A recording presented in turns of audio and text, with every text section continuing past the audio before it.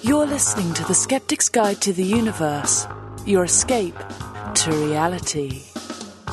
Hello and welcome to The Skeptic's Guide to the Universe. Today is Wednesday, June 29th, 2022, and this is your host, Stephen Novella. Joining me this week are Bob Novella. Hey, everybody. Kara Santa Maria. Howdy. And that's it. It's just the three of us. What is happening now? Weird. Evan is on a scheduled break this week. He's doing something with his daughter, I think. And Jay's traveling, so he's also, but he was sick last week, completely unrelated. He may or may not be here next week. It depends on what his travel plans are. It's the summer. Summer's very disruptive. There's going to be a lot of swapping in over the next month or so. But first, I want to tell you guys about a nature encounter I had recently. Ooh. We like to tell about our nature encounters, and as Kara likes to say, we live in the woods. You do. I guess. There are woods near my house, yeah. So anyway, Sunday was like a beautiful day, like one of the first weekend days where we didn't have anything scheduled, so we're doing a lot of yard work. My wife says, Autumn, it's our daughter, found a dead snake near the garden. Will you get rid of it for us? So I'm like, I immediately knew what would happen because I have fencing around my garden, and at one point I put up some like mesh fencing to keep little critters out. And then it didn't work out, so I got rid of it, but there was some left behind. I'm like, I bet you that snake got caught in the mesh. Oh, no. So I went, it was a rat snake, which is, it was a black rat snake. Not that big, probably a juvenile. It was absolutely, completely entwined in the mesh. Aww. And it looked dead. Oh. And so I was getting ready to just cut it out and get rid of it, and it starts to move. I'm like, ooh, this thing is not dead yet. Now, my daughter is a budding herpetologist. She's the one who owns a blue-tongued skink. Plus, my wife is a soft. She's like, my wife is like deathly afraid of snakes, but still, she's like, oh, the poor thing, free it. Yeah. Free it. I mean, it was so entangled in this mesh. This is like fine, a very fine mesh of like plastic, Aww. It was also like grown into the ground and everything. You know what I mean? It's been there for years. Yeah. They talked me into, I'm like, fine. The thing looks like it's still alive. I'll see what I could do. So we had to get out. What's the strategy? It took me like 20 minutes. I painstakingly cut that snake out of the mesh. Do they bite? So, it bit me, but I was wearing gloves. Okay. And they don't have fangs. They just have rows of tiny teeth. So it kind of like it snapped at my finger at one point, which I didn't even feel it, because I was wearing a glove. But it was like surgery. I had to like get the scissor between the snake and the mesh. It was so tight in places it was constricting him. You know what I mean? Like it was digging into it, and I wasn't sure like how healthy it was. But then I had to have my daughter hold his head so he wouldn't keep snapping at me. Yeah. While I finished cutting it away. Oh yeah, that's a good strategy. Yeah, so we did. We cut it. We cut it away, and as soon as it was totally free, after taking a picture, we released it, and it slithered away really fast. So I think it was not moving mainly because it was probably painful for it to move, but we freed it quickly enough that I don't think it was that harmed. You know what I mean? Oh, that's exciting. Nice, good job. It's like a good deed for the weekend. I know, it kind of felt good to free a little creature. Plus, it eats vermin, right? It eats mice and chipmunks. Oh and God, rats I want to which we have a ton of in our property, and they of course are a menace to my garden. So I'm like, yeah, black snake in the garden, good. Eat all the mice, get rid of them because. That's awesome. Yeah, they're just a menace. Should have put him in my basement. Oh, no, you have mice in your basement? We did. It was bad. It was an infestation. Yeah, we did a couple of times. We've always been able to get rid of them, but it's a constant thing. Like you have to constantly be on the lookout. And we basically just have a service that just constantly keeps our house vermin free. Interesting. We don't have basements here, and we didn't in Texas where I was growing up either. That's like not a concept I'm familiar with. Really, that's sad. Yeah, we have attics. Yeah, nothing like a good basement and a good attic. They'll get into your house whether it's a basement or not. I mean, again, like if you live surrounded by wilderness, mice will get into your stuff. That's just the way it is. Yeah, basically nothing you could do. There's nothing. They're just constant fact of life. You just have to be either have to live with them or you got to be vigilant about keeping them out of your house. But it's part of it is covering all the entry points, but they're very small and they're good at making entry points. So you can you could minimize them, but there's no way you could really keep them out. Yeah, they could gnaw away at most materials, and they can get through surprisingly small holes. So tiny you wouldn't believe that they could fit. You should get a cat, Bob. Well, listen, I have a cat. And, that's just not a good. She's left a couple, not a lot, but she's left a couple of dead mice around, which is interesting, kind of cool. I had a cat once here in California in my first apartment I lived in.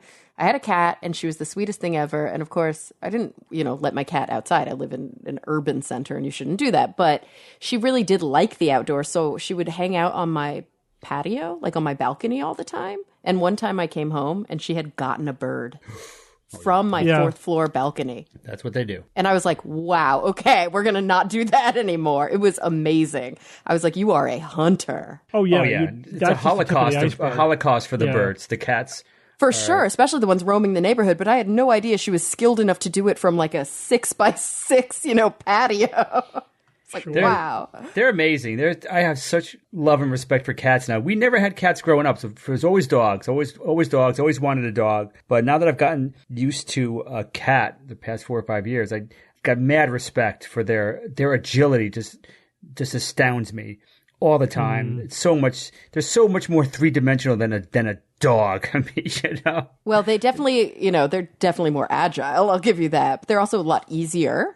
I loved having cats when I was in college because I could just leave for the weekend and they were fine. I could never do that to Killer. He would die. Huge. That's huge. That's huge. But so I will say, of course, coming home from whatever and having a dog run up to you and lick you all over, to me, I try to get my cat to do it and won't do it. Will not lick me. The level of affection from a dog is like an order of magnitude. Oh, yeah. Oh, my God. 2 orders. Cats. But they're also an order of magnitude more needy. Oh, totally. Yep. That's hand in hand. Absolutely. Yeah. Leaving for a day. Leaving for 3 hours. My dog acts like I've been gone for a week. Oh, wow. Separation anxiety is a thing, for sure. Oh, yeah.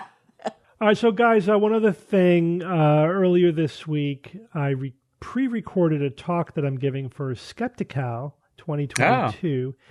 This is virtual this year.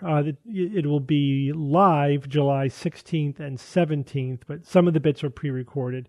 Also, Evan was on their Skepterdy this year with Bill Nye, so cool. Evan will be making an appearance as well. My talk was on When Skeptics Disagree. It was all the big issues over the last 30 years where there was, significant disagreement within the skeptical movement among skeptics, and touchy what I think caused them and how they, what's the status of them, were they resolved or not, etc.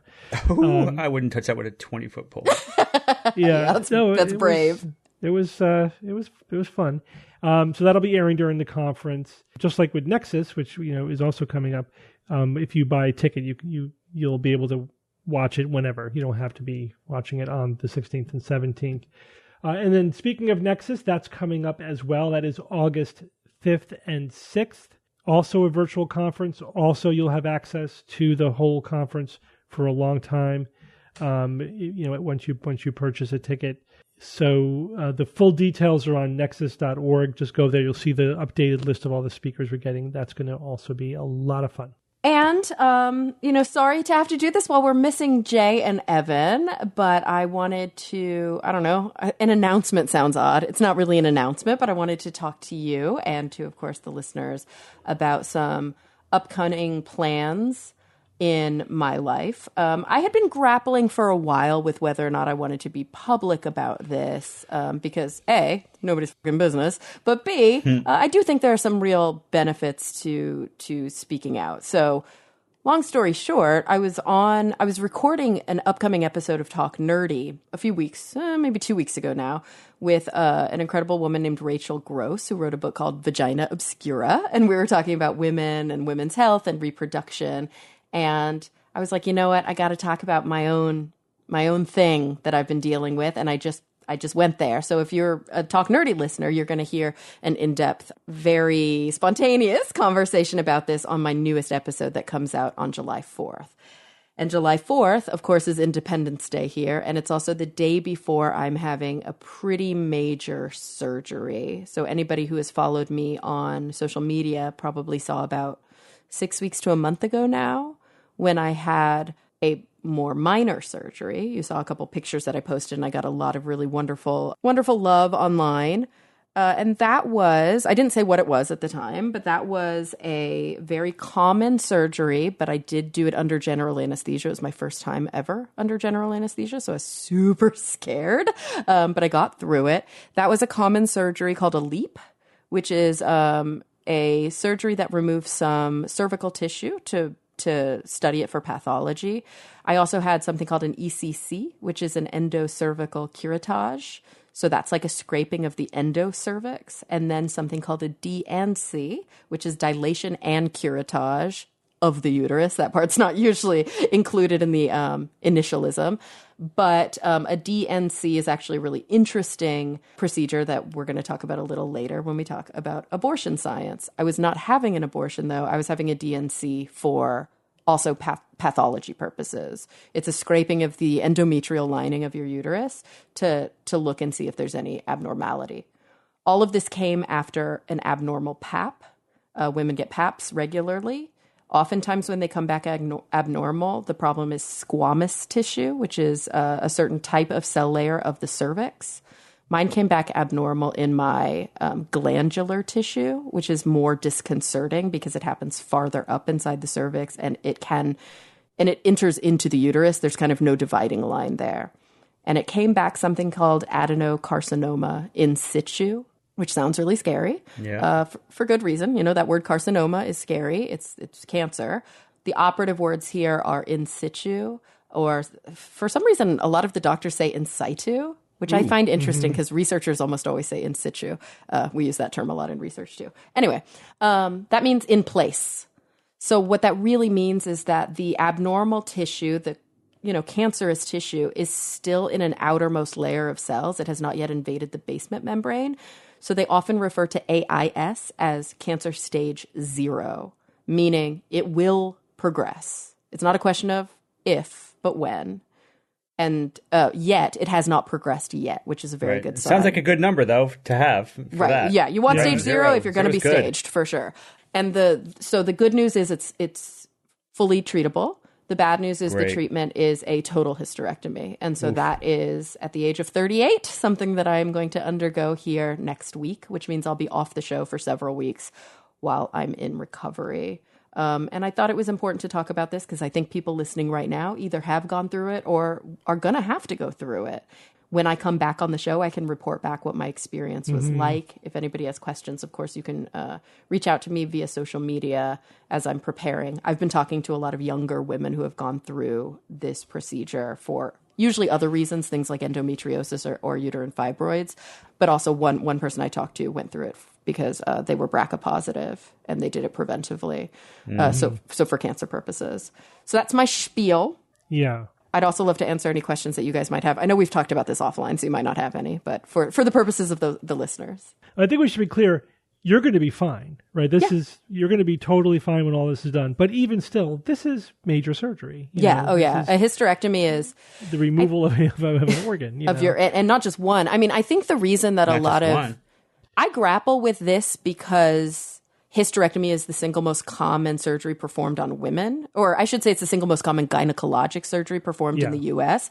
And so because it's so common, and because there's a huge stigma around women talking about reproduction, and because there's also a lot of misinformation, disinformation, and just lack of information that people generally have about our fundamental anatomy and physiology, I know women who have given birth, who when I tell them what the surgery entails, they're like, wait, what now?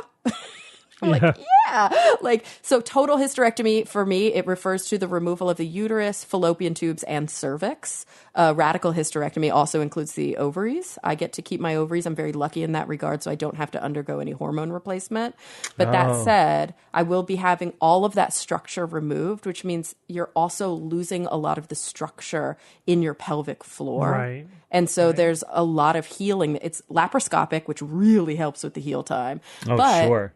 Now, pretty much the only thing between a woman, or a trans man, anybody who had a uterus who undergoes this surgery, or somebody who's non-binary, the only thing between where those organs used to be and the outside world now is the upper layer of your vagina that's sewn closed to form what's called a vaginal cuff.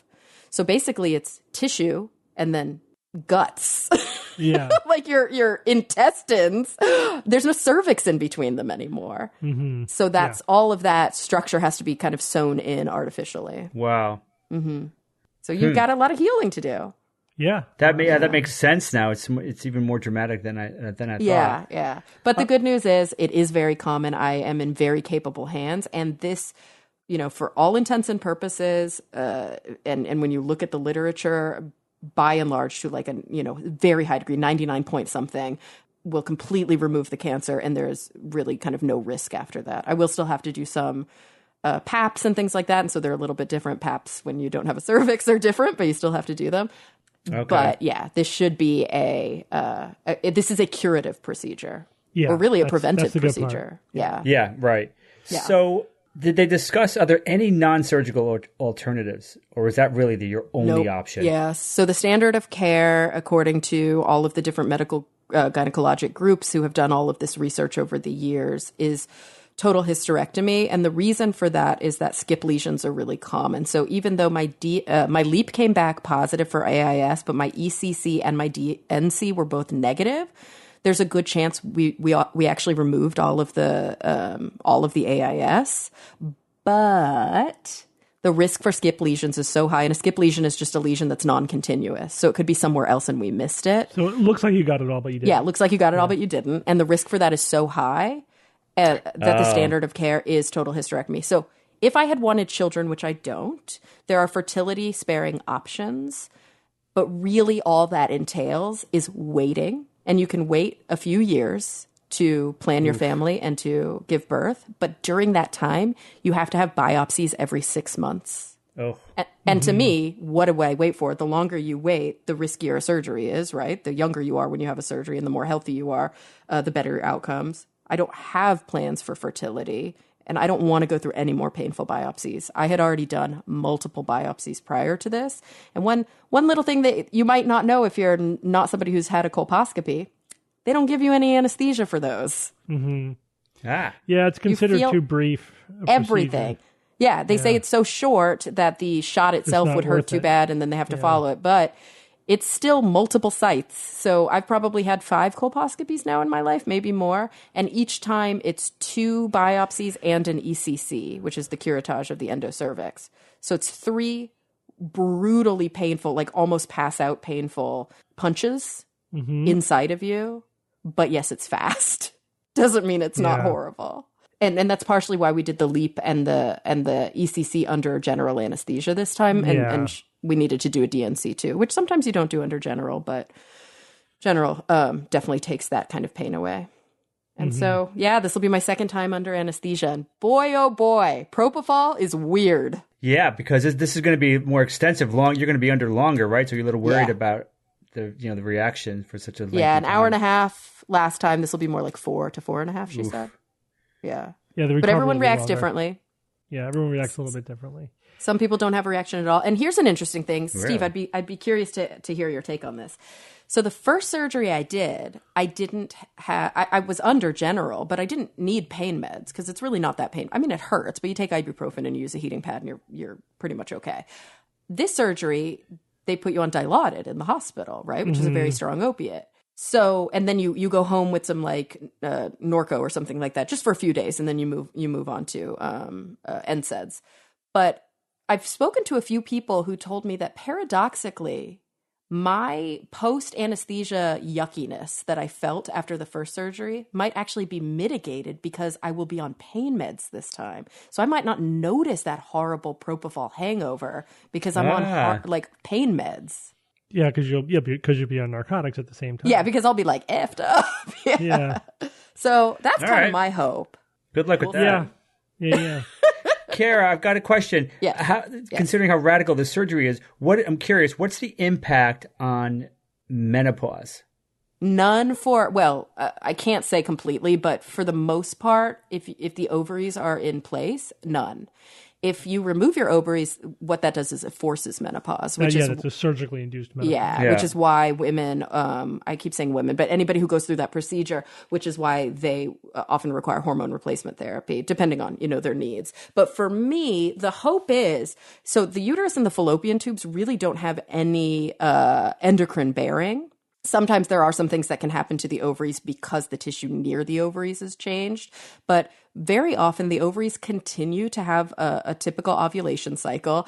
And before you ask, I did ask my doctor, I was like, wait, where does the egg go? And she was like, it's just a cell, Carrie. Your body just absorbs it like it literally always does.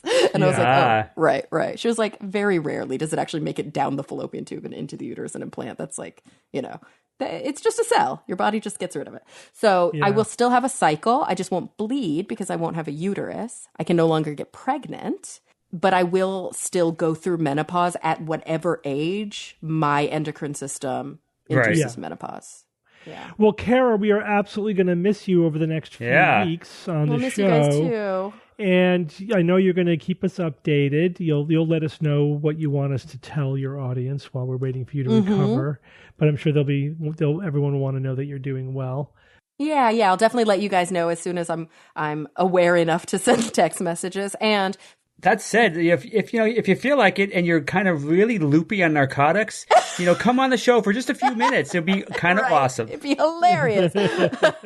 And also for the Talk Nerdy listeners, A, thank you. And B, I did pre-record a bunch of interviews, so there won't be any interruptions in Talk Nerdy. I'm going to record all of the ads and intros here over the next couple days and get them ready so that my assistant can manage posting during the weeks that I'm recovering. So no interruptions there, but I will miss everybody on SGU, but I'll be back soon enough. Sure. Yeah, it'll go fast. Yeah.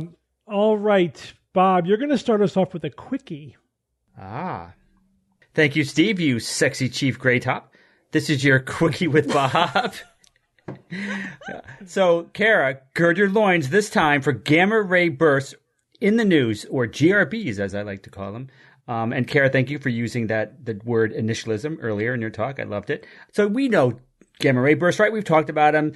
Some collapsing stars form a black hole that can spit out gamma rays from their poles so intense that they are the most energetic and luminous events in the universe since the Big Bang. So these are something else. Imagine turning the entire Earth's mass into energy, then multiply that times 100, and that's what we're talking about. That's the scale of energy output that we're talking about with gamma ray bursts. So gamma ray bursts are mysterious, though. They're still mysterious.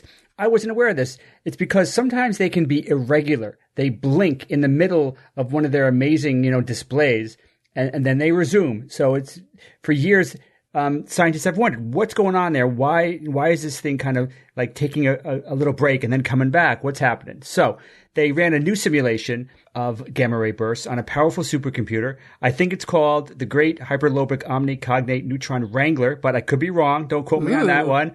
So it created the highest resolution gamma ray burst ever in the simulation, and it shows the entire GRB evolution for the first time, soup to nuts.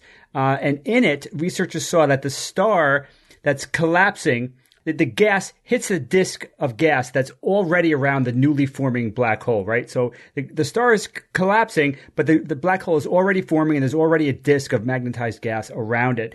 And this infalling gas basically hits this disk and sets it wobbling, so that when it bounces off as a jet, this jet bounces off. Because the disk is wobbling, the jet is also kind of wobbling as it bounces off of it. And if the jet is strong enough to emerge through this still collapsing star, the gamma ray burst is then born there. Once it escapes, it is born. And that interior jet wobble makes the gamma ray burst wobble as well, which explains why we lose the signal briefly when we detect them.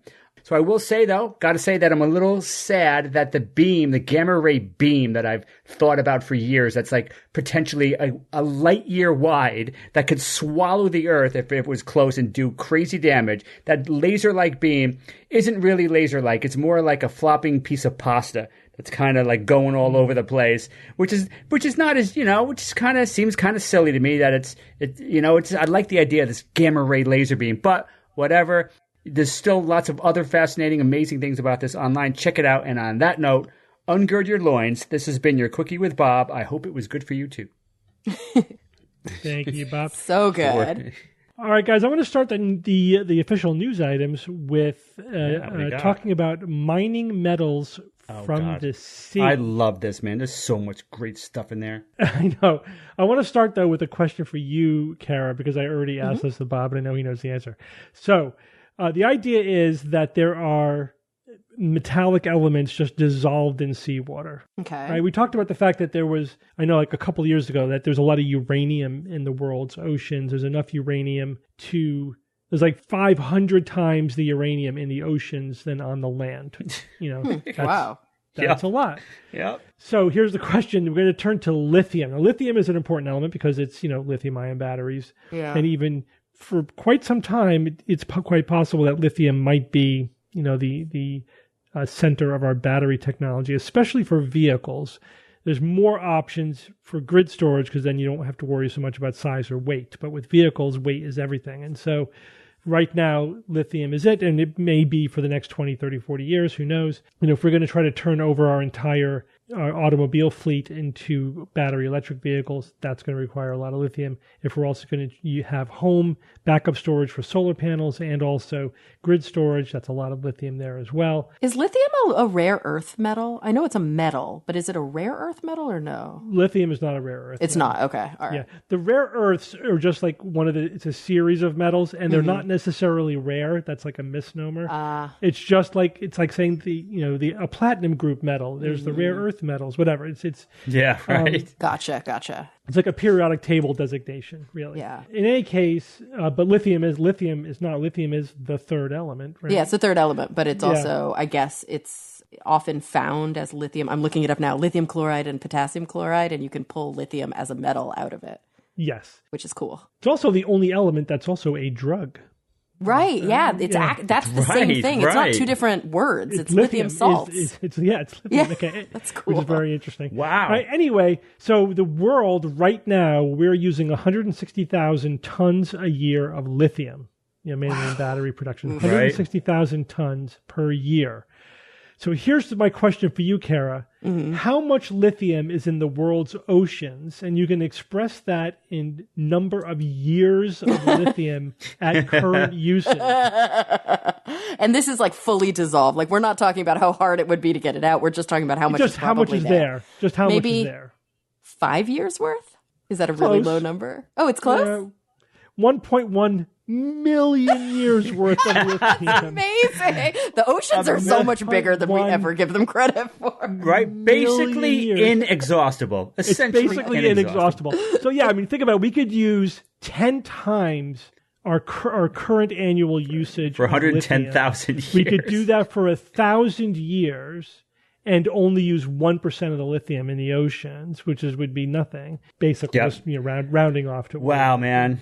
So, and I think probably in 1,000 years we'll be onto something more advanced than lithium-ion technology. But so essentially we'll never use it all. But you immediately hit upon the point of how do we get it out of there? Right. Mm-hmm. How energy intensive is it, and how right, and how energy intensive is that? Is how money intensive is it? How much does it cost? Because no one's going to do it if the lithium you get isn't worth it in terms of the market value. So it all it'll happen when the market value of lithium will support that enterprise, and of course that means it needs to be cheap enough. And expense is actually not a bad marker for how energy intensive a process is. The more energy intensive a process is, the more expensive it is. So those two things do tend to go hand in hand. But we do have the technology. We to essentially filter metallic elements out of seawater. There are about 40 commercially usable elements dissolved in seawater at significant concentrations. Lithium just being one of the higher ones, but there's also tons of copper. There's some gold. There's cobalt, nickel. There's lots of useful things in there. Yeah. Manganese. But some gold, Steve, if you classify 20 million tons of gold, then you're correct. Yeah. But like you said, the problem is though, it's so diffuse. It's like it's parts per trillion. So it's going to take gold some serious has one of the tech. lowest. It's a lot in absolute amount, but the concentration is very low. Whereas lithium is at the higher end in terms of the amount of the concentration. So because the concentration is fairly high, it could actually be feasible to mine significant amounts of lithium from the ocean in a way that's economically feasible. So it probably won't be happening on a massive scale anytime soon just because of the economics of it. But it's good to know that if our land-based lithium supplies start to run low, that we have essentially an inexhaustible supply in the world's ocean. So we won't run out of it. We straight up will not run out of lithium. It's there. It's just, it's just a matter of how much does it cost to get at it. And of course, it's a good bet that if we do need to mine lithium from seawater itself, that the technology will progress. It'll become cheaper over time. There'll be economy of scale, and who knows? It might even be cheaper than mining it from the ground is today. Do we already have mechanisms, proof of concept, all that good stuff? Just basically, like these filters that they just absorb different minerals from the water and collect it like in these.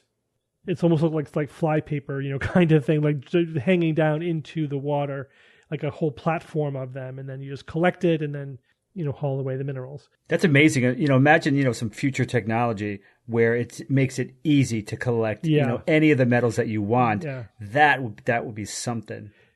Yeah, so it's resource. Currently under investigation. It's essentially technology to absorb specific elements. So, as I said, there's an estimated 4 billion tons of uranium in seawater, 500 times the known land-based reserves, 180 billion tons of lithium, 40 usable elements. So this is an area of active research, the technology, to economically to scale, absorb a lot of these from the ocean. Cool. And as long as we're not dramatically affecting the concentration in the ocean, we probably don't have to worry about it affecting the ecosystem. Yeah, good questions, good angle. Yeah, there is. I mean, that's like I said, it'll be 1,000 years at 10 times current usage before we knock the lithium down by 1%. Probably not going to cause any problems. But iron is actually a very important mineral in the ocean, and there has been a reduction in the concentration of iron in seawater, and that's impairing muscles' abilities to adhere to things like their sticky stuff. Does that have anything to do with climate change? Totally. Yeah. Why the iron is? Okay. So we can't assume that altering the chemistry of the oceans will have no effect on life, on the ecosystem. It's something that we need to investigate. But again, there's so much of it there that it would be a long time before we would significantly alter the concentration. Yeah, we do. Yeah, I mean, there's 20 million tons of gold. I'll take 1 million tons. That's a tiny bit, and I'll be good. Totally good. Yeah. Right. And so the question is, okay, it may only reduce the concentration by 1%, like we're talking about, but does a 1% reduction in concentration affect probably not the osmolarity of the ocean, but it might affect the pH? I mean, I don't know. Yeah, we just have to investigate it. Yeah.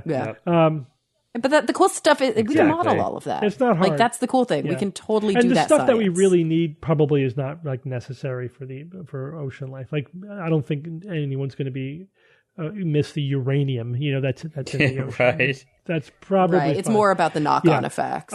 Yeah. All right, but there's another way to mine the ocean for minerals. Ooh. And this is something I just learned about recently.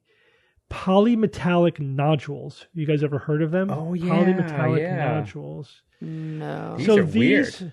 These are basically concretions of metal that are strewn across the ocean floor, especially in the deep ocean. They're called polymetallic because they have multiple metals in them. Their greatest concentrations are found between 4,000 and 6,000 meters depth. Oh boy, that's deep. That's deep. So the deep ocean, they vary in size from pebbles to large rocks, but the average size is somewhere about a potato. So just imagine these potato-sized nuggets of valuable metals, like solid metal, but multiple metals too. They contain a lot of iron. They contain a lot of nickel, which nickel, by the way, is also very important for battery technology and also running in short supply. And they contain cobalt, which is huge because cobalt is probably the most rare or resource limited element that we need for our current lithium-ion battery technology. Really? There's a lot of research going on trying to replace cobalt with something a little bit more available. The problem is there's not a lot of cobalt mines around the world. One of the biggest one, I think, is in the DRC, and China completely bought all the rights to it. So we are basically dependent on China for our batteries at this point in time. This is just stupid. That's not good. I know, it was dumb. It was totally short-sighted. Drop the ball on that. That's just like Totally dropped the ball on it. seems like 101. But we shouldn't drop the ball on polymetallic nodules because probably they contain a lot of cobalt. Nickel and cobalt, they're basically batteries in a rock. You know what I mean? It's like everything we need for lithium-ion batteries, other than the lithium, which we can get from the water. International waters, too. Then there's one caution about them, so they're deep ocean. They explode when you touch them? Nope, they're mainly sitting on the surface of sedimentary layers at the bottom of the deep ocean. That's actually an interesting research question that scientists are looking at. So how long do they take to form? First, let's talk about that. They take millions of years to form, 2 to 3 million years, several million years. They basically slowly, there's some kind of something in the middle that starts it. It could be a bit of fossilized shark tooth or shell or even like a bit of an older nodule or something. And then you get layers and layers nucleation and layers point.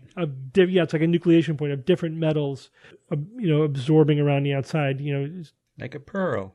Kind of like a pearl of metals. And it could take millions of years to form. So the question is, why haven't they been buried deep in sediments over those same millions of years? They should be really deep under the ground, under the sea floor.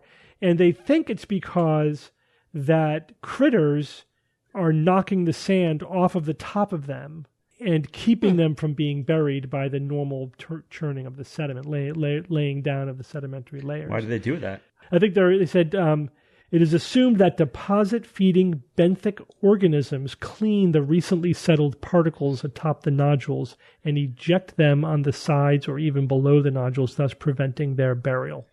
Thanks, guys. Right. Yeah, thank you. So there's a few different ways to mine them. And these are things that have been done as like tests to see if it would work.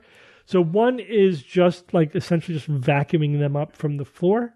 Another one, imagine 2 boats with a line of buckets that are dragging along the sea floor, just scooping up all the nodules.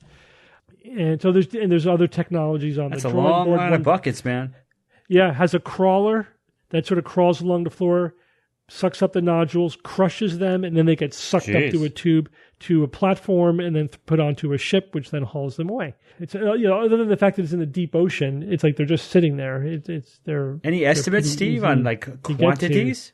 How much are we talking here? Massive quantities. Damn, man. So I'll one estimate of this is just the Clarion-Clipperton Zone, the CCZ, which is just one location between Hawaii and Mexico where there is a dense deposit of these nodules. And they do need, again, in order for this to be for the mining to be economically feasible, they need to focus on parts of the ocean floor where there's a high concentration of these. So there's a few zones of high concentration. The CCZ is one of them. That's between Hawaii and Mexico. So the estimates are that just that one zone contains enough nickel and cobalt in polymetallic nodules to create enough batteries for 4.8 billion battery electric vehicles. That's twice as many cars as currently exist. So that would be enough to make our entire fleet battery electric vehicles twice over, just from the nodules. That's nuts, man. Yeah, there's a lot. So you got to be the first country to do that, though, because this is international waters, right? I mean, anybody can grab that. Oh, right. What are the legal and political implications of this? That's a complicated area, but there are treaties and laws that govern the international seas and the ocean floor. And so I didn't have a chance yet to go into a deep dive on just that specific thing, like what is the laws governing it. But it does seem like anyone can go do it. There are private companies that are dedicated to mining polymetallic nodules. Oh, that's nice. What they do.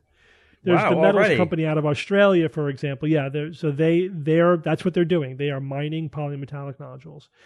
Absolutely. So it's possible. Now, there's one caveat to the polymetallic nodules. Environmentalists, right, always sticking their nose in things, right? Okay. They're like, excuse me, but these nodules are not lifeless. there's a little ecosystem that forms on them of microscopic creatures and some very tiny creatures that eat the microscopic creatures.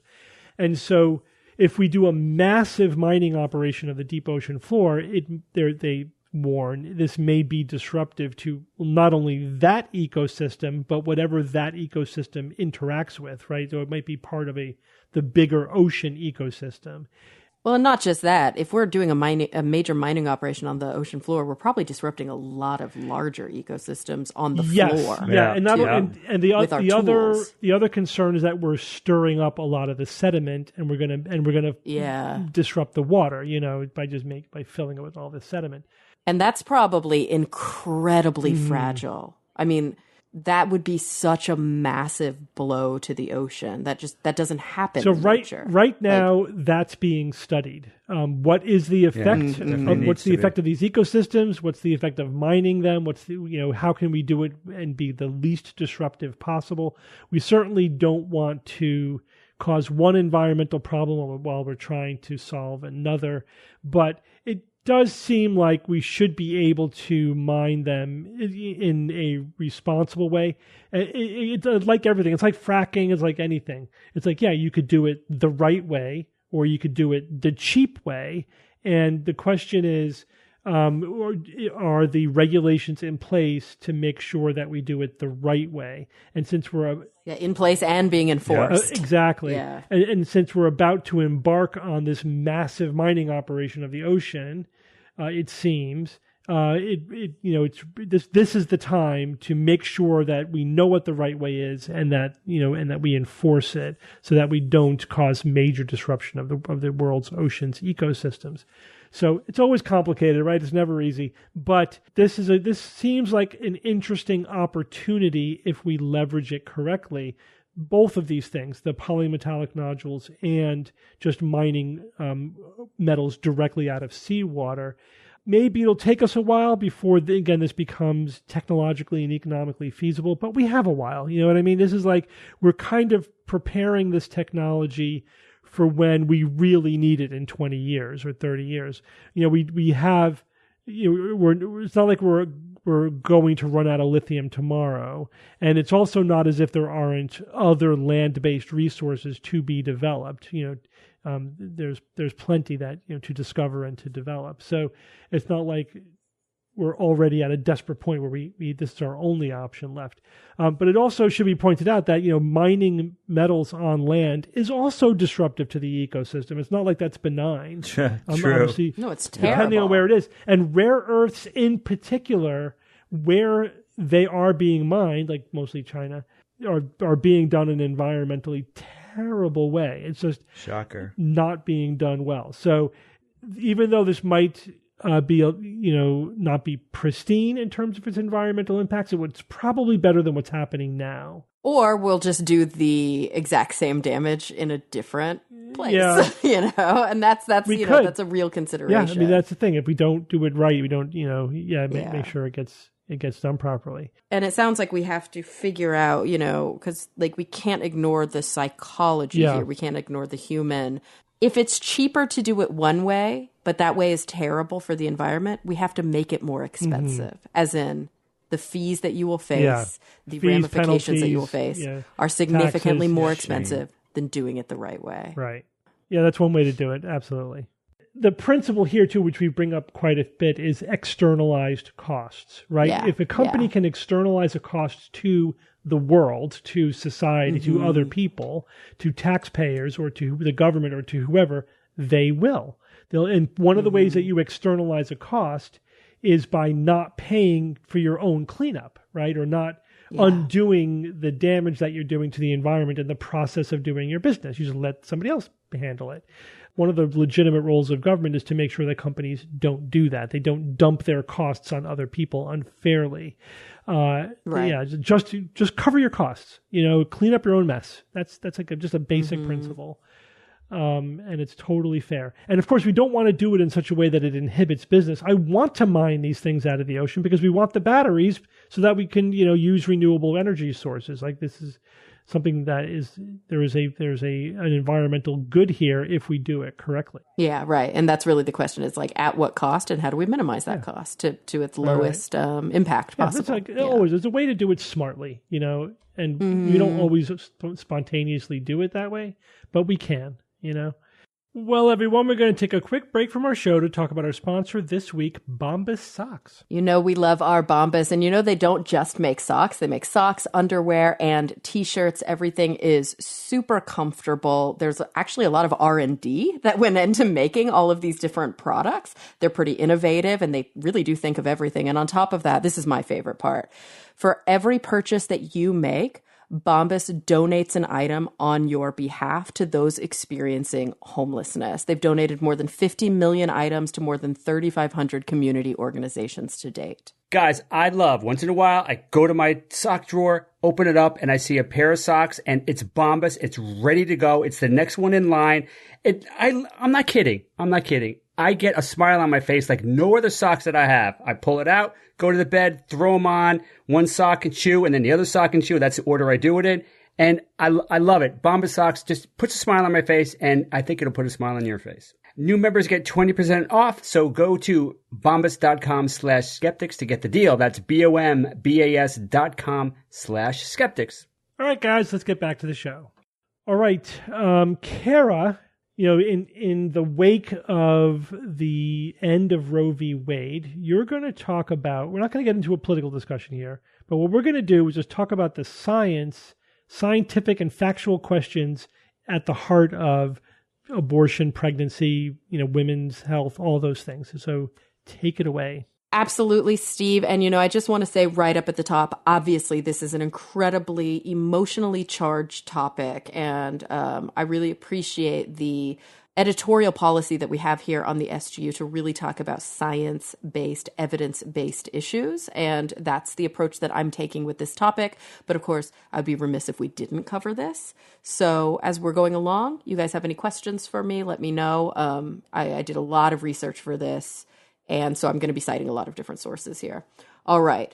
So first and foremost, what is abortion? I think it's important that we just answer that question outright. An abortion is the termination of a pregnancy by removing the embryo or fetus. This can occur spontaneously. This is usually called a miscarriage. Oftentimes in scientific jargon, it's called a spontaneous abortion. This is common. It happens in like 30 to 40% of pregnancies. Or an abortion, the way that, very common. So, or as we often use the term abortion, we're referring to an induced abortion, and that can be medically or surgically induced. So, next question, which I think is important to talk about right off the bat. Who gets one and when do they get them? Well, according to the CDC, in 2019, which is where we have our last complete data set, women in their 20s accounted for the majority of abortions. That was around 57%. Also, the majority of abortions in 2019 took place early in gestation. And when I say early, I mean early. I mean at or less than 13 weeks gestation. That was 92.7% of abortions. So the vast majority of abortions are happening within the first trimester. A smaller number occurred between 14 and 20 weeks. That's about 6.2%. And even fewer, less than 1%, were performed at greater than 21 weeks gestation. And even that is a little bit complicated, even those numbers, because it's a little hard to know what would have been, okay, how do I put this? When we look at that very, very small percentage of very, very late in gestation pregnancy terminations, it's hard to know if these fetal deaths were natural deaths that had to be removed, or if the removal was actually what caused the death. So sometimes there's erroneous classification that late because it's really difficult to know if this is a fetal death that then has to be removed to save the woman's life, or if the fetus is I shouldn't say viable, that's a complicated term, or if the fetus is technically dead prior to the removal. So even that number is a little bit complicated. When we talk about the stage of pregnancy and the method, about 26% of legal induced abortions, so these are reported ones that were done by the book by medical professionals here in the U.S., about 26% were known to have been obtained at less than 6 weeks gestation, 18% at 7 weeks, 15% at 8 weeks, 18% at 9 through 10, 10% at 11 through 12, only 6% at 13 through 15, and then it just drops and drops. 4% at 16 through 20, 1% at more than 21. 90% of all of these were done by curettage. So that's either suction aspiration, dilation and curettage, the D&C that I mentioned earlier in the show, or dilation and evacuation. 8% were done by medical means, so that's by drugs, and around 1% by intrauterine installation, so that's by utilizing saline or prostaglandin, and about 1% would have occurred during hysterotomy or hysterectomy. But again, it's very, very difficult when we talk about abortions that are happening sort of after the 20-week mark or the 22nd week mark to know at that point exactly if we should have classified it as an abortion or a natural death. 72% of people who have them are under the age of 30. 85% are not married, and 75% are low income or below the federal poverty level. So abortion is something that is disproportionately happening among young, non-supported, and economically disadvantaged individuals, and also the majority, 61%, were people of color. Globally, these numbers are way harder to track. We think it's somewhere around 28 per 1,000 women of childbearing age who have an abortion each year. Or another way to calculate it is to look at the percentage of the known pregnancies. That's about 28% of known pregnancies for a total of about 43 or 44 million. But again, that's very hard to track because of stigma, lack of reporting, and kind of abortions that are not done within medical settings. So that's a little bit of background about who's having them and when they're having them. Overwhelmingly, early in pregnancy, overwhelmingly younger women who lack social support and who lack financial support, and women of color. Now let's talk a little bit about what abortion isn't. So here's a lot of misinformation and pseudoscience, and there have been multiple studies that have shown an uptick in the spreading of pseudoscience and misinformation through social media during the time of first the SCOTUS leak and now the SCOTUS decision. Okay, so I think that this claim is pretty well supported. And so I'm going to say this, and you guys can kind of reply to it the way that you feel fit. But objections to abortion, they are generally ideological, religious, or political. You could say moral, you could say ethical, you could say value judgments. They're not based in science or medicine. And oftentimes they are founded on pseudoscience and misinformation. And that's where I want to sort of go. First and foremost, let's get this out of the way. A common QAnon conspiracy states that abortion is a form of human sacrifice that's being delivered by a global cabal. I think we can put the global kibosh on that one. Yeah. Another common type of misinformation that you often see in these clinics that spring up to try to educate women and convince them from not having abortions is that you can reverse an abortion. So oftentimes you will see women who will come into these clinics who have started to induce utilizing medical means, and there will be a big push to, quote, reverse the abortion. That's not a thing. Oh, boy. Never heard of that. Often you'll see claims that abortion cannot save a woman's life. That is fundamentally not true. Abortion is absolutely a medical procedure that is very often used to save a woman's life. You will also see, and this is a very, very common argument that you will see, that abortion increases the risk of death. No, it does not. Abortion increases the risk of breast cancer. No, it does not. Abortion increases the risk of infertility. No, it does not. Abortion increases the risk of depression, anxiety, suicidality, or PTSD. No, it does not. In fact, mental health effects are significantly worsened by unwanted pregnancy and birth compared to mental health effects from abortion. And there's a lot of evidence to support this. Here's something interesting. A 2021 article in the American Journal of Public Health notes that of the 29 states here in the U.S. where detailed health information is mandated prior to administering an abortion, and to be clear, this is in addition to standard informed consent, which all medical procedures require. So if you're going to get any medical intervention at all across this country, you have to sign an informed consent, which shows that you have been told about the risks and benefits of the procedure, and you know you're signing to say that you know what you're about to do and you're giving consent to it and you have competency to do so. So that is already the standard. Yet in 29 states, there is more legislation on top of it that says that detailed health information must be given to a woman prior to an abortion. Sadly, in 22 of those 29 states, the information that is mandated to give to a woman is unsupported by scientific evidence. Yeah. And let's talk about what that information is. Very often it has to do with risks to cancer risk, infertility, and mental health effects, which study after study shows there's no link. Also, common arguments are that abortion is risky to a woman's health, to her, and usually we're talking about bleeding risks, infection risks, and death. And while there is a slight risk of infection or heavy bleeding after abortion, to be clear, the risk is significantly greater during and after pregnancy. And remember, if not abortion, then pregnancy, right? Yeah. There's only that's the effect. So for example, infection rates are around 0.25% for surgical abortion. But vaginal delivery infection rates are around 2%. Whoa. So we're talking about an order of magnitude more. 10% for scheduled C-section and nearly 20% for emergency C-section.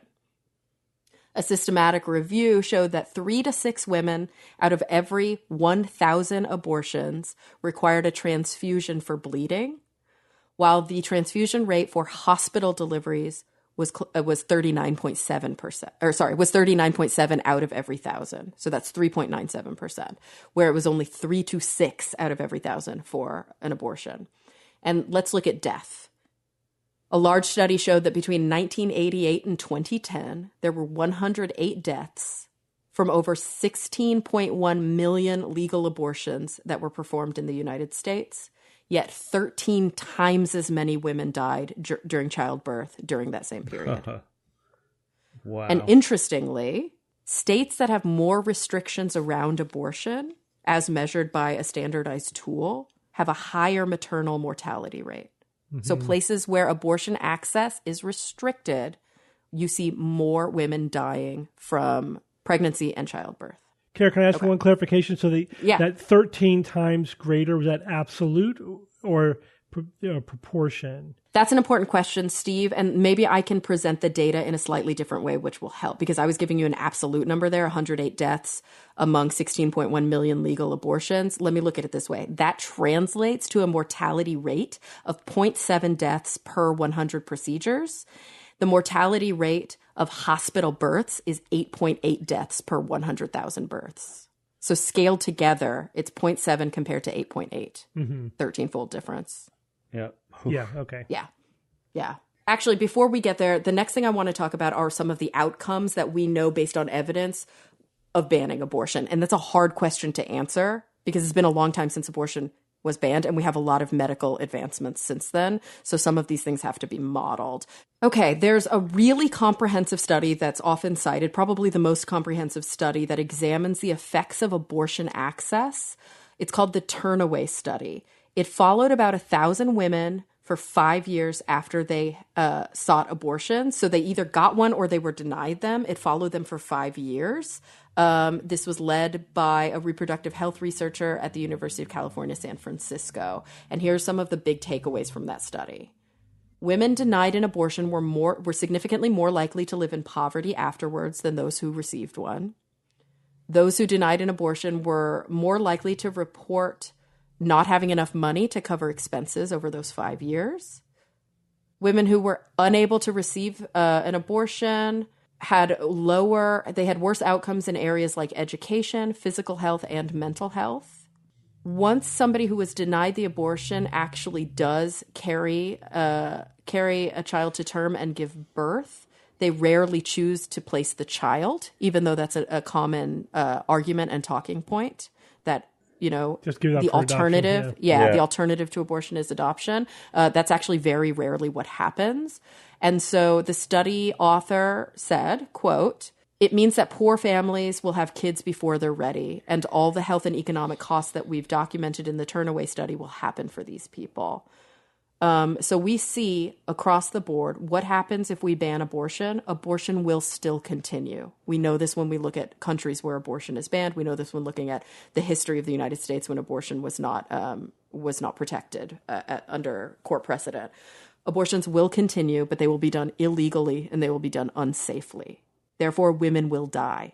It's very hard to put an exact number on this, but nearly every major professional organization has included this fact in their statements. So the American Medical Association put out a statement recently, quote, "State laws that severely restrict or ban abortion will not conclusively end this issue, but they will endanger the physical and psychological health of those who will then be forced to travel to another state to receive one, attempt self-managed abortions, or who are forced to carry their pregnancy to term. Each of those scenarios places them at higher risk of injury, harm, or death."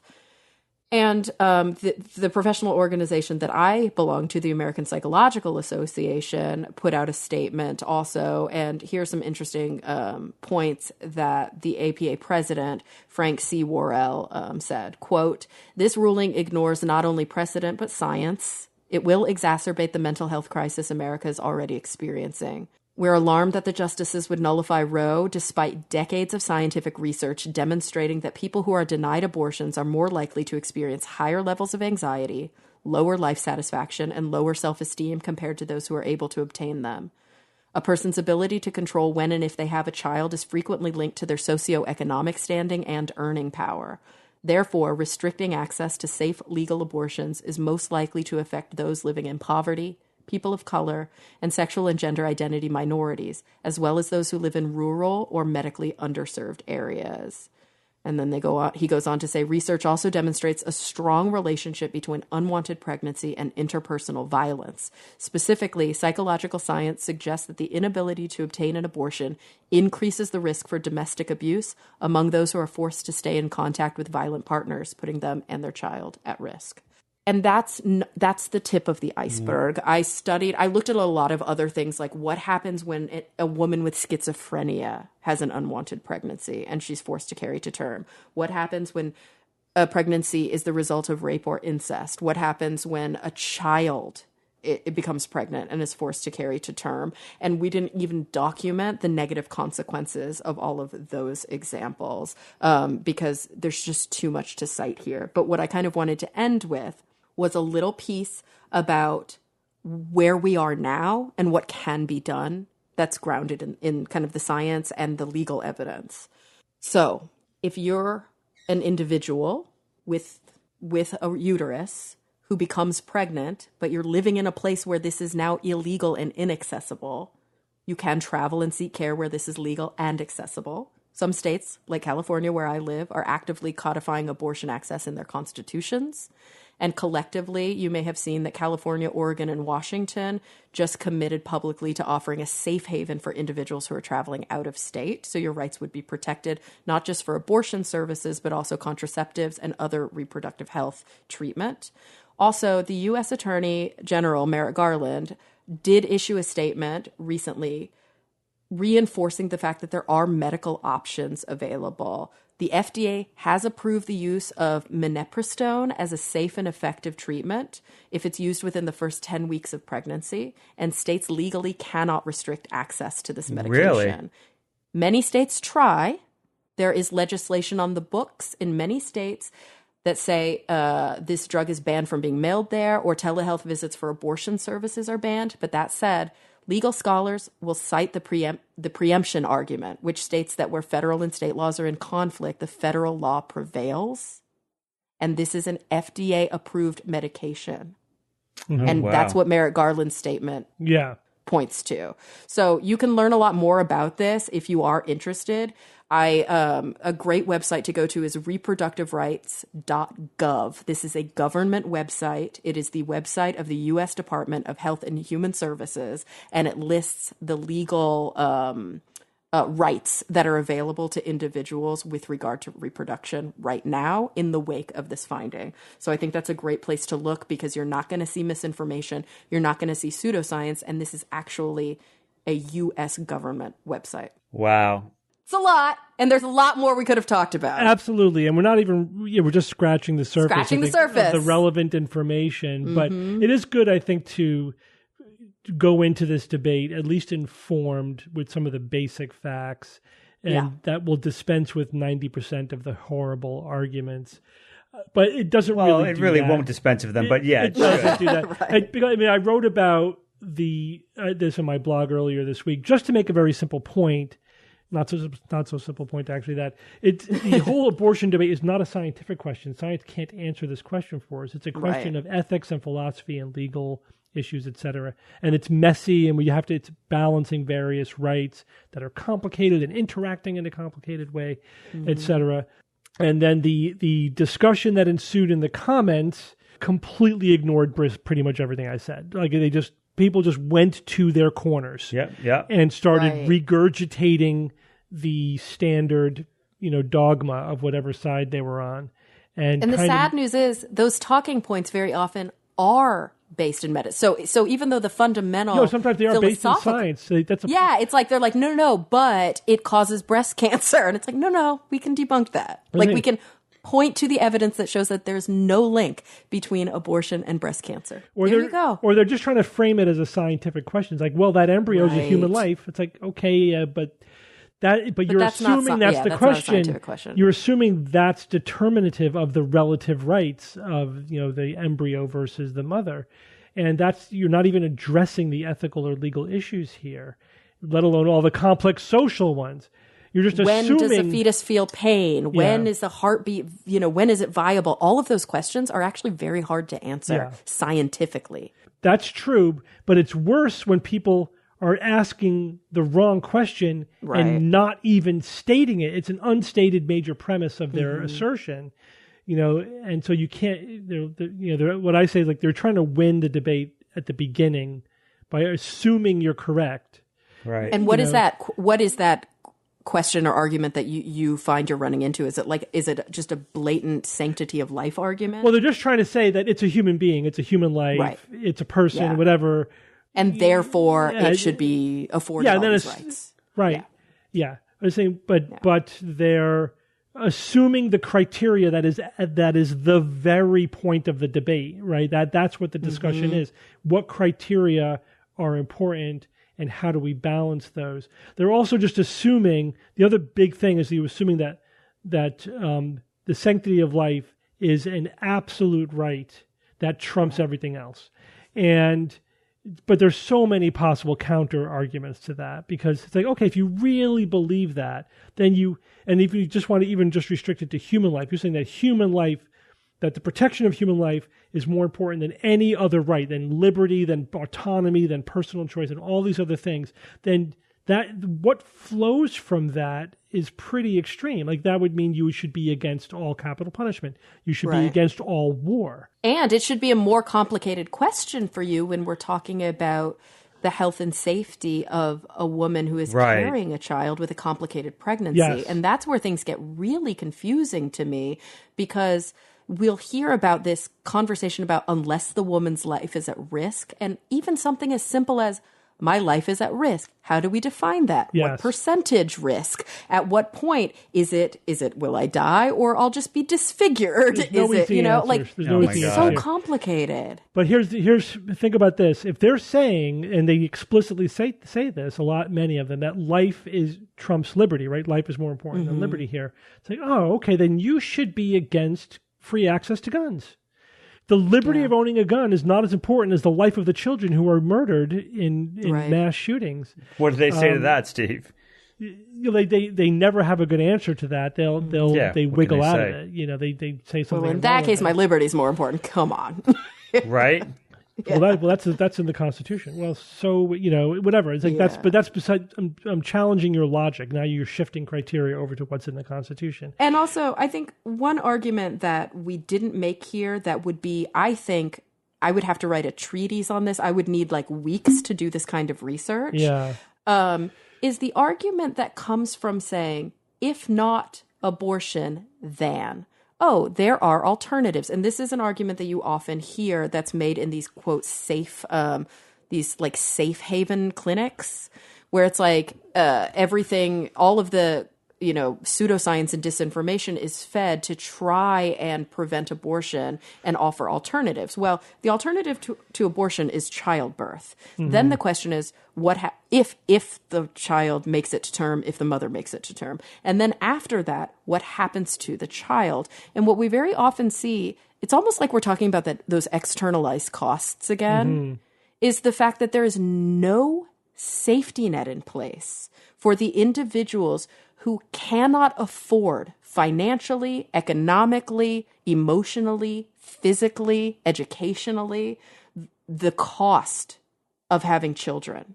And we never talk about the outcomes of that and the fact that our system does not support it. Not only that, the states that restrict abortion have the least amount of support for mothers and children. Yes. And we're talking, we don't have health care to support these individuals. We don't have education standards to support these individuals. We don't have entitlement programs to support these individuals. We are asking women to sign up for financial ruin. It's an unfunded when they're mandate not ready to in a do way. so. Absolutely. Yeah. Absolutely. It is absolutely an unfunded mandate. Wow. That's a great way to put it. And we almost never talk about that. Like when I wrote about it, I didn't even come down on one side or the other. I'm just saying this is where the discussion is. It's not something that could be answered objectively by one scientific fact. It's a balance of complicated ethical and legal principles that we have to find a compromise, a balance somewhere.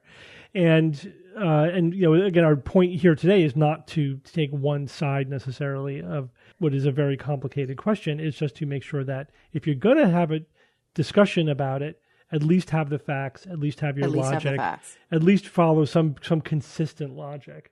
Yeah, and also, it's like, have your facts, look at the evidence of what came before, the evidence of other countries, the evidence of the history of our country, look at the milieu of that evidence, and also, let's think more than one chess step ahead. Mm-hmm. Let's really look at what the implications are based on the available evidence. It doesn't stop at the choice to not have an abortion or the choice being taken away to not have an abortion. Mm-hmm. What are the ramifications of that? All right. Well, thanks for trying to tackle that. Great job, Kara. Yep. All right, Bob, you're gonna finish up the news section with a much simpler question. How many galaxies are there in the universe? Yeah. So how am I supposed to follow that? Okay, this will be fun. Okay, the estimate for the number of galaxies in the observable universe has leaped up yet again, and the science behind this new number is fascinating. Sagan was parodied on The Tonight Show years ago, describing the number of galaxies as billions and billions, but he never said that in Cosmos, right, Steve? He said there are 100 billion galaxies. And that was the best number at that time. But those pesky scientists always changing their mind.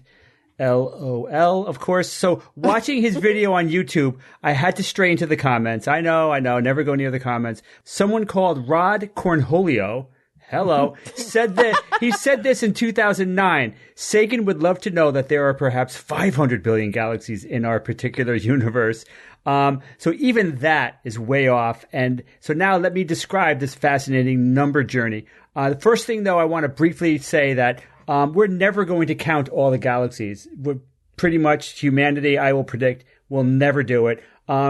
Just imagining some of the things that would need to be done for that to happen. Some people say that you would need an infinitely large telescope that would be needed to get the appropriate resolution. Some of the dimmest galaxies would require literally centuries of observing. It's just it's not going to happen, but that's fine because, science doesn't need to do a census. It could make inferences based on a little data, and that's how it works very often. And for that, we've relied on the Hubble Space Telescope specifically for this. And of course, it's been instrumental with its deep field images of the night sky and now the Hubble Extreme Deep Field images. Now, Hubble has done this over the years, looking at deep space, doing multiple long exposure campaigns, they're called, to build up the images as much as possible. Sometimes it takes as long as a month, which was people were not sure. When Hubble was brand new, they were like, should we use it for a month to do this? If nothing happens, that's a month of wasted time. But they did it. And when it looks that deep using the extreme deep field, it's looking at a patch of sky, a tiny patch of the sky that's 1/32 millionth of the total, just a tiny little piece That's 1/32 millionth of the total sky. And when we looked at the final, that final image, we found 5,500 galaxies in that tiny, tiny patch. Now, of course, if you assume that that's a representative sample and then you do the simple math, that's 176 billion galaxies in the observable universe. And that's already impressively over Sagan's quote of 100 billion. But 176 billion simply can't be close to the actual number. Just is not it. Not it. Why? Because as impressive as Hubble and other observatories are, there has to be really dim galaxies that are beyond their range. We know that they have limitations, serious limitations, and there's galaxies that they're not going to see, that are not taken into account for the 176 billion number. So this is where simulations come in. Now, simulations have been run that encapsulate all of the impressive knowledge we have now about the initial conditions of the universe. And so what do you think the key test here to do, to determine if the simulations are good? You run a simulation, it's done. How do you know it's a good simulation? Does it map back? Yeah, does it to match our observation?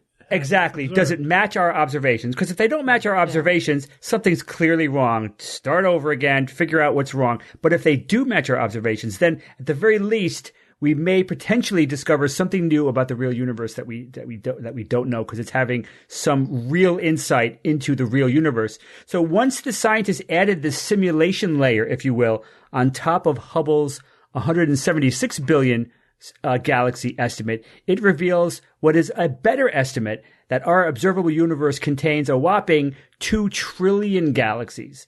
Well, that's a big difference. Big difference. Big difference. Yeah. 2 trillion, because, I mean, that's what, that's basically what I would guess, an impossible telescope would reveal. If we had one. But look at it this way, that means that our best instrumentation, taking the best, deepest look into space, can directly detect only 10% of the galaxies. And so not feeling so cocky now, are you, Hubble? I mean, that's like 10%. It just seems kind of like, oh boy, it's like, it reminds me of the whole dark energy and dark matter, like is like the vast majority of the entirety of the universe, and we just know 4%. But wait for this, because it looks like there's another onion layer. So 2 trillion.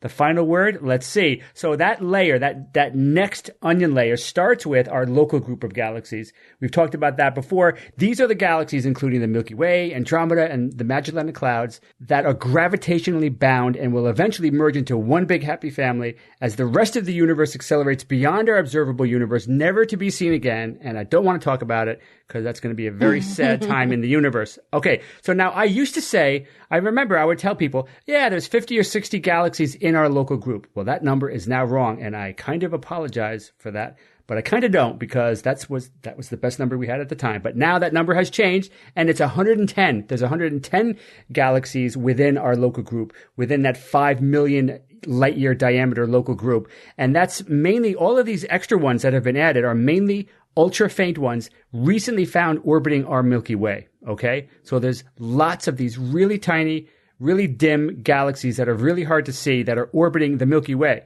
So then they took that information and they expanded on it. So let's look at the closest spirals. What's the next spiral out that is like the Milky Way? They looked at them, and they would see something like 30 faint galaxies orbiting around it. Not 70, 80, 90, or 100 of them, but only 30 of them. And then if you looked away even a little bit farther at a Milky Way analog, if you will, they saw only 10 of those dim galaxies that are in orbit. And then the final step was to look hundreds of millions of light years away. They looked at spirals like the Milky Way, and the number of faint galaxies orbiting them drops to a paltry average of 0.6. So what does that mean? The bottom line here then is that the scientists believe that the faintest galaxies we can see by definition have to be the biggest and brightest galaxies. Right? And if this assumption is correct, that many of them that are like the Milky Way will have up to 100 small satellite galaxies, each like the Milky Way does, then perhaps the best estimate is not 2 trillion, but this means that the best estimate would be at least 6 trillion and maybe as many as 20 trillion effing galaxies in the observable universe. 20 trillion. That's just an amazing number, even if it's just 6 trillion. That's fantastic. What a tour de force. I can't wait to see what this number does in the future. Now, what is going to happen in the future? The next step, as I see it, is going to use the mighty James Webb Telescope, which might be able to confirm some of these super faint galaxies that scientists believe are likely to be out there. So the number now, 6 trillion to 20 trillion, maybe James Webb can narrow that down, because that's quite a range. It's quite a broad range there, but I maybe it's 10 or 12, or maybe it's as much as 20. So that would be amazing. All right, here's a quick question. What do you think this increase from 176 billion galaxies to 2 trillion and then 6 trillion, what do you think that increase did to our estimate of the number of stars in the universe? Oh, wow. Right? You got a lot more galaxies. What happened? You got a lot more stars. What happened to the star number? Was it not proportionate? Absolutely not proportionate. Because remember, though. Oh, really? No, yeah, remember, the number barely changed because if you look at all those missing galaxies, all those little galaxies that we can't see, that are too dim. Why are they dim? Because they not only are they really far away, they've got so few stars. Maybe 10,000, maybe 1,000, maybe some of them have only 300 or 400 stars, but they are discrete galaxies in their own right, probably orbiting other Milky Way type galaxies. So when you consider that there's about 2 sextillion stars in the universe, all of these extra small galaxies that they just added only adds about 0.01%, which is hilarious, which is a little counterintuitive, but it does make sense when you look at the logic behind it. So this is so much fun to research. One thing that I want to end with, though, is my frustration that all the research I did, nobody mentioned kind of like estimating or extrapolating, what about the unobservable universe? I mean, the observable universe is changing all the time over the history of the universe. It's changing over time. Things are slipping away and going from the observable universe to the unobservable universe. So, I mean, I know you can't really know much about it because it's by definition unobservable, but can't they come up with an estimate? Because all of these numbers I've told you are all for the observable. And so I would like to see an estimate that kind of tries to include the unobservable universe as well, which sure it's tough, but hey, do something, mention it. They don't even mention the word in any of the research I looked at. So it's just a kind of a frustrating, like, how come nobody's talking about this? But still fun, and such a huge, awesome number. Wow. All right. So again, we have no Who's That Noisy this week. We'll have to get caught up when Jay comes back. Oh, right. We're going to do one email. This one comes from Bart Kubrich. And Bart says, before I started listening to the show, I heard about this woman who has taught her dog to speak in sentences. It played into my environmentalist and vegetarian biases, and I was totally taken in. Reviewing it again, though, I think it is possible that this is a combination of facilitated communication. She takes big liberties in her interpretation of the sentences, the clever Hans effect, and cherry picking. She probably only shares the really compelling examples when there may be many more failures. Would love it if you could comment on the current status of communication with animals and whether you think the clever Hans effect is at play here. Thanks for all that you do. And this is just one example of how my thinking has started to improve thanks to your work. All right, well, thanks, Bart. It's an interesting question. I looked at all the evidence. This is an article about Christina Hunger. The article that he linked to is from 2019. Christina was a speech language pathologist in San Diego. She was 26 at the time that this article was written.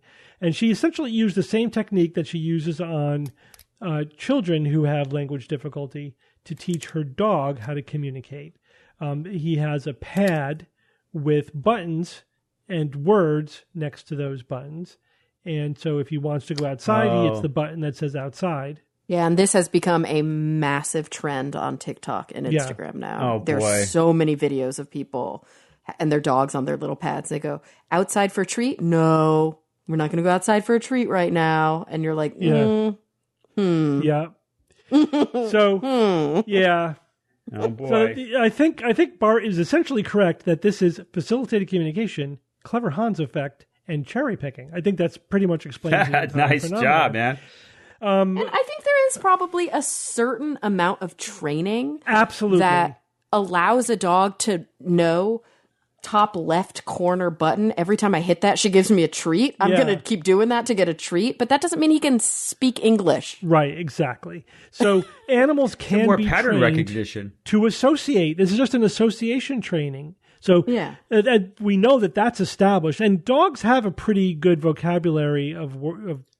Oh, boy. Yeah, dogs can understand some language. I saw a dog that literally had a vocabulary that was crazy. It was like, was it like a couple of hundred? It was nuts. But to be fair, we only know that to be a receptive vocabulary, not an expressive vocabulary. Right. And there's no grammar. There's no sentences. Right. It's when, it's words or commands or whatever. I think most of those studies were done with toys. Like they were able to say, get the green elephant. Exactly. And they could find, right, exactly. So and dogs are very smart. We said they have a high neuronal density, absolutely. But is this evidence of language? Is this dog putting sentences together? If he says "me ball outside go," is like he communicating, that as a coherent idea.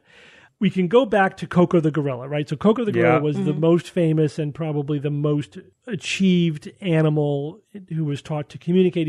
Koko was taught sign language, and it became quite controversial, scientifically, the extent to which Koko was actually using language versus was Koko just used, he again had associated certain specific signs with certain effects. If I make this sign, I get a treat. If I make that sign, then they let me out of my cage or whatever. Right. There was a lot of criticism of the claims of language in Koko. And the big effect, which is sort of a combination of Clever Hans and facilitated communication. And when we say facilitated communication, it's interesting that she's a speech pathologist, and I wonder, I haven't been able to look into her career outside of this, but this is exactly what facilitated communicators do, is they way overinterpret what the client is doing, right? So, for example, and you're talking with people with severe language deficits, some might just have like a difficulty speaking. They may in fact be nonverbal, and so if we assume that a gorilla is nonverbal, it could be similar. But in any case, like what Koko was never able to enhance what they were communicating by stringing words together. It was always just putting this simple ideas, just expressing multiple simple ideas over and over again.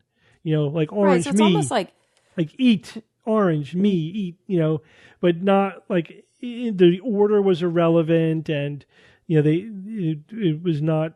There was still just one simple idea being expressed. It's like, how do we define language? Language is not just vocabulary, but also grammar. Yes. And what we're talking about here is symbolic interactionism. It is communication for sure. It's, I know that this symbol, this is the label for that symbol, and I can make those connections between those two. This idea has a label, and I know how to communicate that idea with that label, but I can't put a bunch of them together and talk about what's above, what's beneath, what's behind. Can't create a new idea. Can't create new words. Koko was able to sign, so theoretically he could have created new ideas or new words with the signing, but never did. It's hard. It'd be hard to argue that dogs are smarter than chimpanzees or gorillas. So that essentially this dog is doing something that that apes couldn't do. But even if you think that that's true, that's plausible, the bottom line is that most of the communicating is happening on the person side, right? It's very subjective, creative interpretation of what the animal is doing. This is where you get the Clever Hans effect, phenomenon as well. In that, like at one point she accidentally hit the button for ball, and then the dog hits the buzzer for good. And her interpretation of that was, that's his way of saying, that's a good idea. I'd like to play with the ball. Really? You probably could have come up with an interpretation for any button that he hit. Yeah. That's the thing. Is that you can find where people are creative. We are good at fitting, data to ideas. And that's why astrology exists, right? This is basically just astrology of communication. You're Yeah. retrofitting whatever the dog does to create a narrative in your own head about what that dog is trying to communicate. And again, there's probably some actual communication going on in as much as associating specific buttons with specific outcomes. Right. Like, especially the ones that are meaningful to the dog. Dogs know how to ring a Yes. bell to go outside. It's not that weird to think they could hit the right button to go outside. Totally. That said, there are no distractor buttons. Every button has something to do with what the dog does. That's right. Have you That's noticed right. that? Exactly. Yeah, right. Every There's no button has a control. meaning. There's a very finite number of buttons, and they're all doggy buttons. They're all very Yeah. important to that dog's life. There's no button that says existentialism. Yeah. Like, Or- what happens when the dog hits the existentialism button? or whatever, or just null buttons that. and Right. If you Gamma never ray hit burster those, button. Yeah. So again, like they're not trying to prove their hypothesis wrong, right? They're only trying to prove Yes, it right. exactly. It's rigged so that it can Yeah. only, no matter what the dog does, he's communicating. No matter what he does, You're not you breaking could- the system. You could Gotta find break it. you could find a way to make it seem like he's trying to communicate something. There's no fail. There's no fail Yep. possible in that system because it's the That's humans not doing science. all the interpretation. Not at all. Right. But what's great about this is how important that realization is to the whole facilitated communication industry and for speech pathologists, and why it's critical that this person doesn't make this mistake. The fact that she thinks she taught her dog to read, to communicate with language, is really concerning. You know, somebody who, this is the exact kind of thing that a person in that profession needs to make absolutely sure they're not doing, over interpreting the random noise, of somebody who is not communicating and then interpreting that as if they are communicating. It's really bad. Right, because it's not a thought experiment that has real Yeah, implications. it's cute when you're dealing with a dog, and we could sort of imagine the dog's communicating. But when you're dealing with a person, especially when that person then accuses other people of like rape and stuff like that, there's real world consequences to that whole field. And so this should be a cautionary tale for every speech pathologist. No, you did not teach your dog how to make sentences. You did not do that. And the evidence you're presenting is just evidence that you're filling in the gaps. And that's what you absolutely shouldn't be doing when you are doing speech pathology. When you are trying to infer what another human being is trying to communicate. So it's a problem, and the fact that now it's like having another life on social media, uncritically, it's huge. is bad. Like, people don't believe everything you see on TikTok. Yeah, Come on. well, yeah. Like, really? Come on. All right, guys, let's finish up with science or fiction. It's time for science or fiction.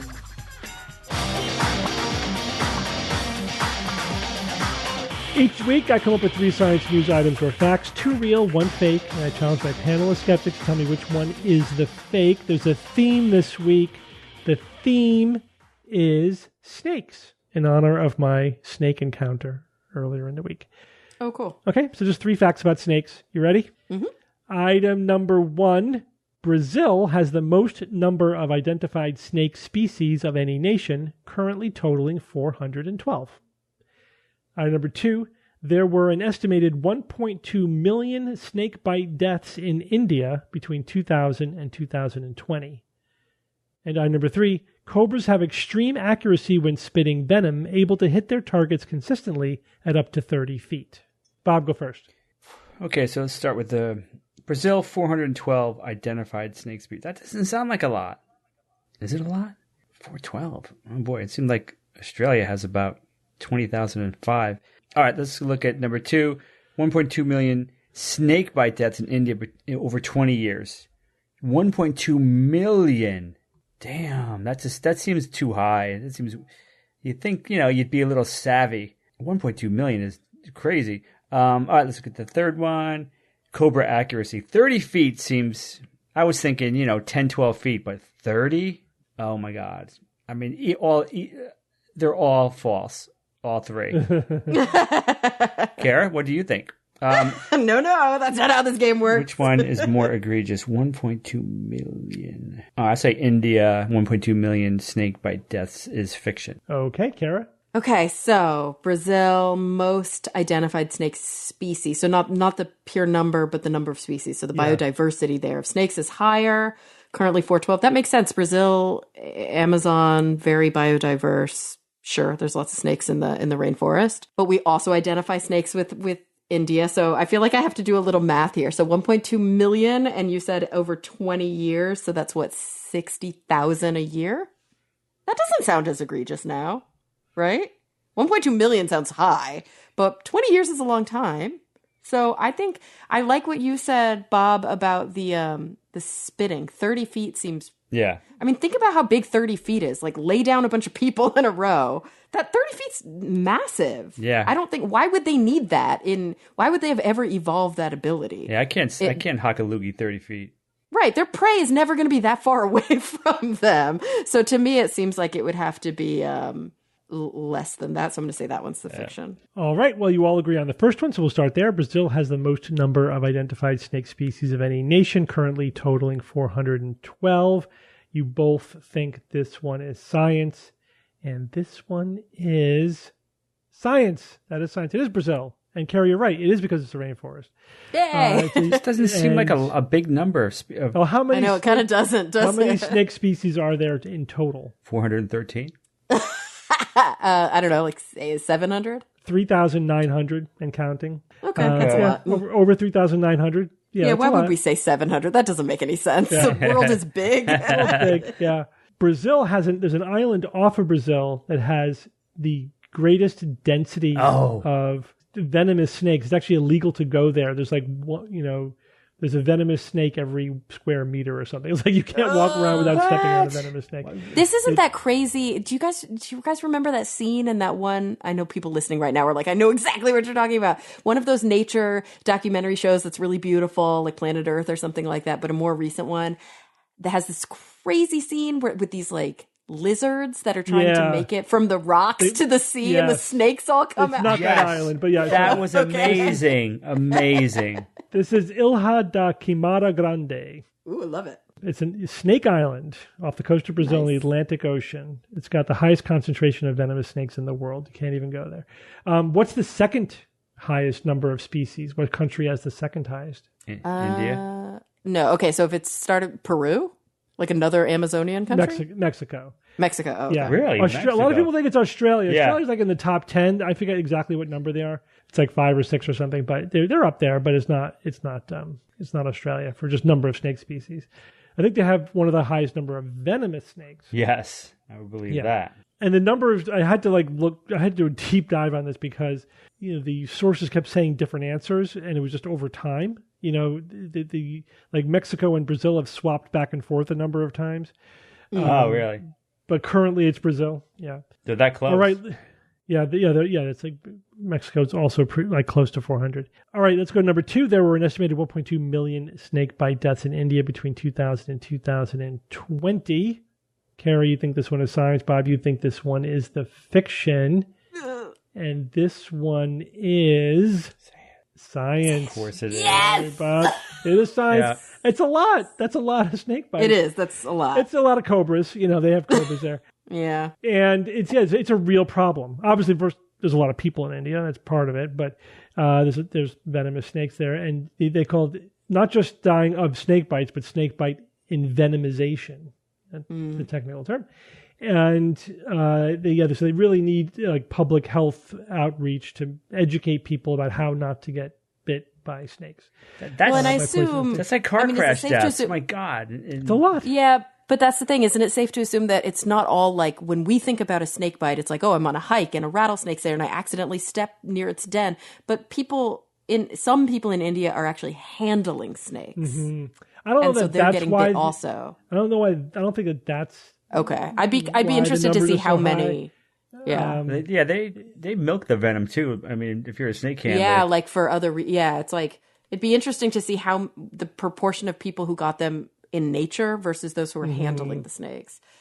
And also, that's half of all snake bite deaths in the world. Half are in India. Oh my God! Wow. Yeah. Yeah. Okay, I just looked it up. I don't know if this is great, but lack of first aid facilities, dependence on spiritual healers, quacks. but also populations living near agricultural fields. That's what I read. Okay. Densely populated, low altitude agricultural areas, especially during the rainy season, because they come out. Yeah, so it's just be living close to nature, basically. Yeah. Okay, all that means that cobras have extreme accuracy when spitting venom, able to hit their targets consistently at up to 30 feet is the fiction. Not the accuracy part. They are extremely accurate, but their range is only 4 to 8 feet, not 30 feet. Oh, okay. Yeah. That's like what you said, Bob. Yep. Yeah. I just like, great. I mean, it's. But I was hoping you would think, what if it has to hit like an elephant in the eyes? Because, it does go for the eyes. It spits the venom to blind, would-be predators or whatever. And so it probably would be useful if it could hit you at 30 feet, but it just doesn't have that kind of range, 4 to 8 feet. But it's like at that range, it's like 99% accurate. And also when it spits the venom, it moves its head in such a way to like give a spray pattern. It's not just one line. It's like giving you a little spray pattern, which dramatically increases the probability of hitting you in the eyes. So wait, I have to tell you guys something. I'm telling you guys something crazy. So a good friend of mine, Phil Torres, who you may, if you're like into SciComm, you might know him. He's on, social media and everything, does a bunch of TV shows and stuff. We worked together on TV years ago and we've been friends since then. One of his first gigs he ever got was when he was super naive and had no idea how to protect himself. And he tells this story on a podcast that I did with him, so I'm okay saying it publicly. But he was super naive. He did this show for some outlet, and it was one of these like extreme what if kind of shows. And they said, okay, what are the folk treatments for getting cobra venom in your eye? So they made these dilutions of cobra venom and dropped them in their eyes, and then they were going to compare, like, I'm going to put milk in my eye, I'm going to put water in my eye, I'm going to put urine in my eye, which is all terrible. Everything about this is a terrible idea. Turns out they didn't do the dilution correctly. Oh. Mm-hmm. And he put like 10 times the concentration he was supposed to have, ended up in the ER, and he is published in a paper. A medical paper. Because nobody had done such a stupid thing before. About the snake venom in his eye. So nobody was dumb enough to do that. Love you, Phil. It's a great story. He tells it better, but I just had to share. That's good. Well, I'm going to do the skeptical quote of the week. Oh, boy. Oh, yeah. This one is an ironic quote. You ready? The ironic quote? Mm-hmm. Healthy skepticism is the basis of all accurate observation. I like that idea. I think that's a good idea. Who said that? Oh, probably somebody who is this where the irony comes in? This is where the irony comes in.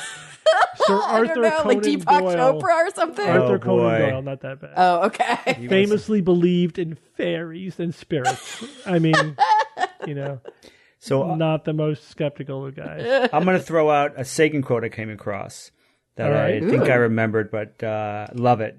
We make our world significant by the courage of our questions and by the depths of our answers. Oh, I love that. Yeah. I do too. That's it's a little long. I have a Sagan quote tattooed on my ribs. Oh boy. And I feel like that one's really beautiful, but it's a little long for a tattoo. Long. But I have we are a way for the cosmos to know itself tattooed on my ribs. Yeah, I like that. I love that. And I was taken by one of the sayings of the radio astronomy observatory that I saw, the Green Bank Observatory. You walk as you drive up, you see a big sign and it says, "The universe is whispering to us." I just love it so much. So good. So good, especially when it applies to radio waves, because they're so low energy, so it's like a whisper. It really is. If any radiation is whispering, it's radio waves. And I had to buy a T-shirt with it on it. I had to get it. So I love that. That reminds me of the Native American who wrote a book about, she was a paleontologist, and there's like a big stigma of digging up bones in her culture. Mm-hmm. And I forget the exact title of the book, but it was basically like the bones are talking to us. Yes. It's like their oral history. They are giving us their story. They are talking to us, trying to tie it together with their tradition of an oral history. I love that. Yeah, it's a very good idea, very powerful idea. All right. Well, guys, thanks for joining me this week. It was an intimate group. But I think great episode, guys. Enjoyed it. And Kara, good luck with everything. I'm sure you'll be fine, but keep us updated on how everything is going. Yes. I'll miss everyone. Yep, we'll miss you. Be safe. And until next week, this is your Skeptic's Guide to the Universe. Skeptic's Guide to the Universe is produced by SGU Productions. dedicated to promoting science and critical thinking. For more information, visit us at theskepticsguide.org. Send your questions to info@theskepticsguide.org. And if you would like to support the show and all the work that we do, go to patreon.com/skepticsguide and consider becoming a patron and becoming part of the SGU community. Our listeners and supporters are what make SGU possible.